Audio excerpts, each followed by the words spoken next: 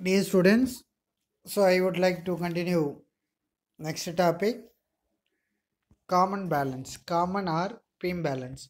Pudu Tarasu.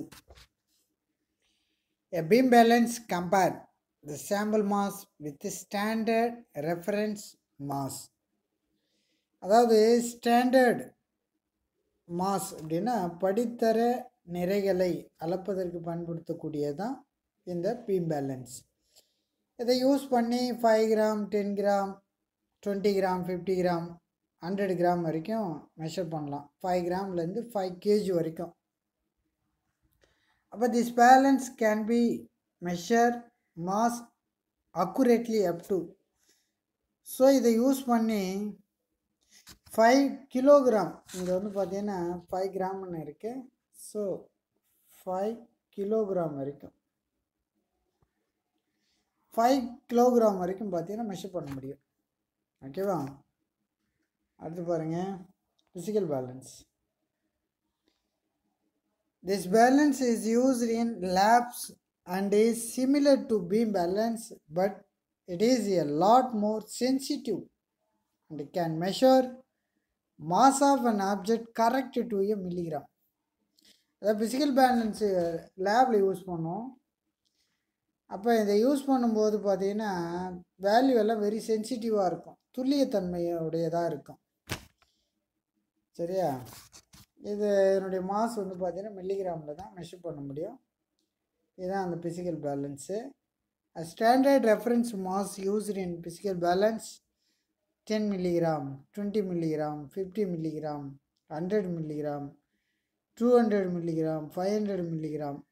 So அதே போல் 1 gram 2 gram இது எல்லாமே இந்த மெஷர்மெண்ட் எல்லாம் ஃபிசிக்கல் பேலன்ஸ் யூஸ் பண்ணி மெஷர் பண்ணலாம்.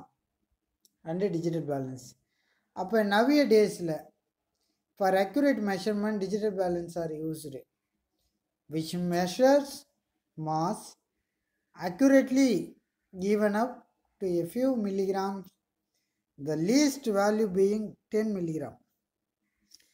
அதாவது இதை யூஸ் பண்ணி பார்த்தீங்கன்னா 10 milligram தான் இதனுடைய lowest value. This electrical device is easy to handle and commonly used in jewelry shops and lab. இன்றைக்கி பொதுவாக பயன்படுத்தக்கூடிய ஜுவல்லரி ஷாப்லலாம் வந்து பார்த்திங்கன்னா இந்த பேலன்ஸு தான் யூஸ் பண்ணுறாங்க. அப்போது beam balance, physical balance, beam balance, physical balance, digital balance இது எல்லாமே மாஸை மெஷர் பண்ணுறதுக்கு யூஸ் பண்ணக்கூடிய instrument. Then spring balance. Spring பேலன்ஸ்ன்றது வெயிட்டை மெஷர் பண்ணுறதுக்கு யூஸ் பண்ணக்கூடிய instrument. This balance helps us to find the weight of an object. It consists of spring fixed at one end and a hook attached to a rod at the other end.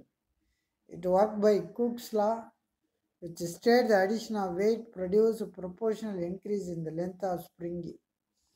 அப்போ weight increase ஆக length வந்து பார்த்தீங்கன்னா increase ஆகும், இந்த ஸ்ப்ரிங்கோட length increase ஆகும். அப்போ the spring extend according to the weight attached to the hook and the pointer read weight of the object on the scale. அப்போ அந்த பாயிண்டர் காமிக்கிறத வச்சு நம்ம என்ன பண்ணலாம், வெயிட்டை கால்குலேட் பண்ணிக்கலாம். அப்போ difference between mass and weight. So என்ன சொல்கிறாங்க அப்படின்னு சொன்னால், the mass is the quantity of matter contain in a body. ஒரு பொருளினுடைய அளவை தான் நம்ம மாஸ்ன்னு சொல்கிறோம்.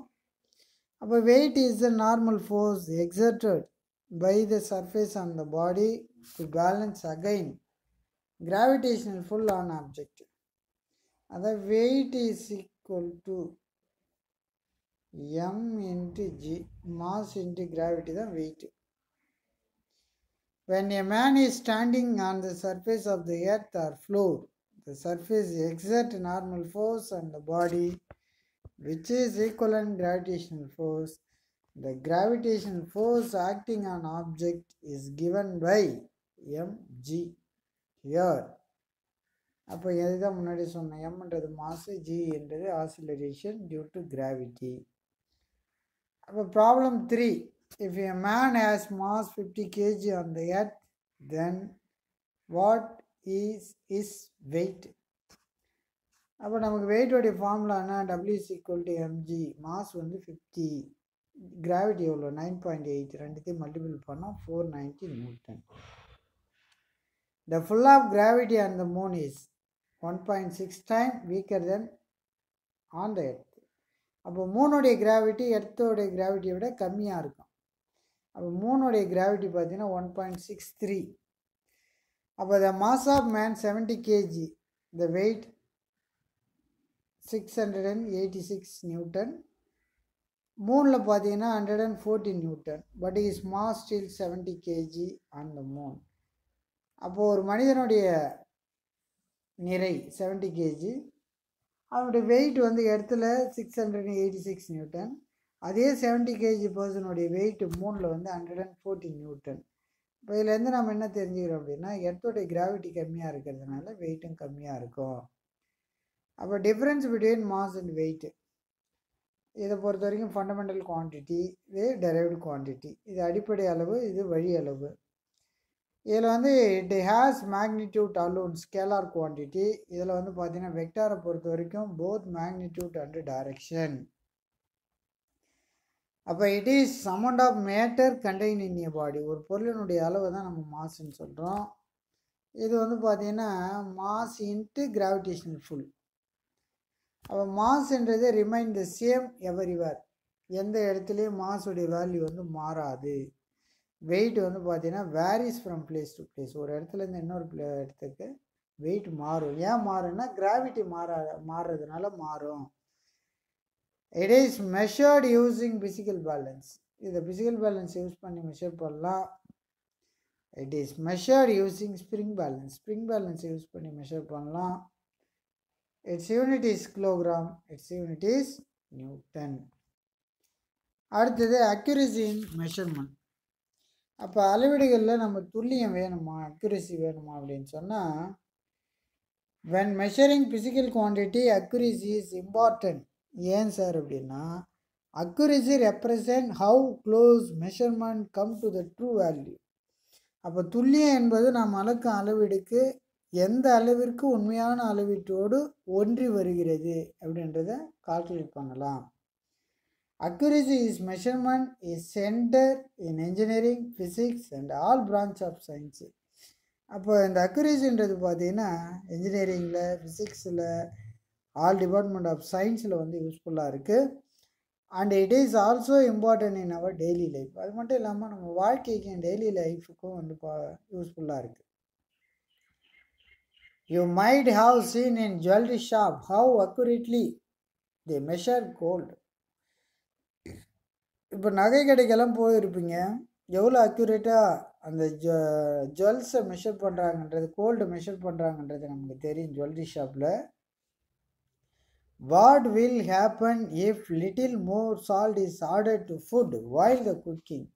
அதாவது அம்மா சமைக்கும்போது கொஞ்சமாக அதிகமான அளவு உப்பு போட்டாங்கன்னு வச்சுங்க, அந்த சாப்பாடுடைய டேஸ்ட்டே மாறிடும்.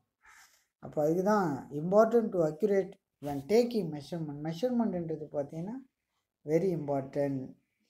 The faulty instrument and human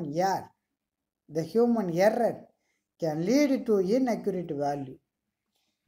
அதாவது இந்த faulty instrument, பிழையான அளவீட்டு கருவிகள் மற்றும் அளவிடுவர் புரியும் பிழைகளால், இதால் தான் நமக்கு inaccurate value வருது. In order to get a accurate value of measurement, அப்போ துல்லியமான அளவுகளை பெறுவதற்கு அளவிடும் கருவியின் துல்லியத்தன்மையை சரிபார்க்கணும்.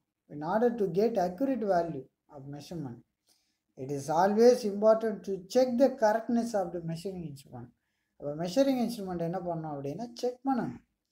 And also repeating the measurement and getting the average value can correct the error and give us accurate value of the measured quantity. அந்த அளவீடுகளை மீண்டும் மீண்டும் செய்து அதனுடைய ஆவரேஜ் வேல்யூ கால்குலேட் பண்ணுறது மூலயமா அந்த எரரை என்ன பண்ணலாம், எரரை கரெக்ட் பண்ணி துல்லியமான அக்யூரேட் வேல்யூ மெஷர் பண்ணலாம். ஓகேவா? ஸோ இதோட இந்த லெசன் முடிஞ்சுது.